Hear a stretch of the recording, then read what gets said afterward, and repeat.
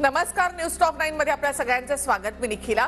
लोकसभेसाठी महायुती आणि महाविकास आघाडी यांचं जागा वाटप अद्यापही झालेलं नाही. मात्र जागा वाटपाचा नेमका फॉर्म्युला कसा असेल तर ते आपण पाहूया.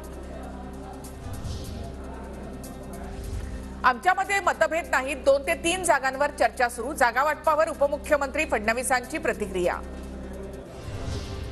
भाजप शिवसेनेमध्ये यवतमाळ, वाशिम, उत्तर पश्चिम मुंबई, हिंगोली आणि नाशिक या 4 जागांवर चर्चा. सूत्रांची माहिती, सेनेच्या या 4 जागांवर टांगती तलवार. विश्वास ठेवून सोबत आलेल्या लोकांचा केसानं गळा कापू नका. विश्वासघात होणार नाही याबाबत दक्षता घ्या. रामदास कदम यांचा भाजपला इशारा. आम्ही 115 असूनही आमच्या सोबत आलेल्या एकनाथ शिंदेना मुख्यमंत्री केलं.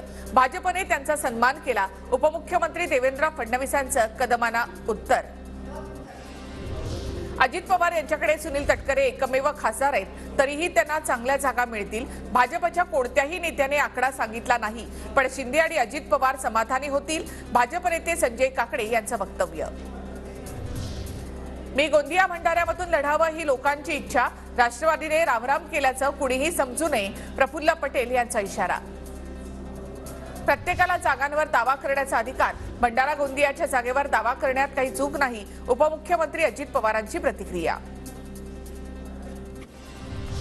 ठाकरे गट 23, काँग्रेस 15 तर शरद पवार गटाला 10 जागा मिळणार. सूत्रांची माहिती, 23-15-10च्या फॉर्म्युल्यावर महाविकास आघाडीमध्ये शिक्कामोर्तब होण्याची शक्यता, तर वंचितला 4 ते 5 जागा मिळण्याचा अंदाज.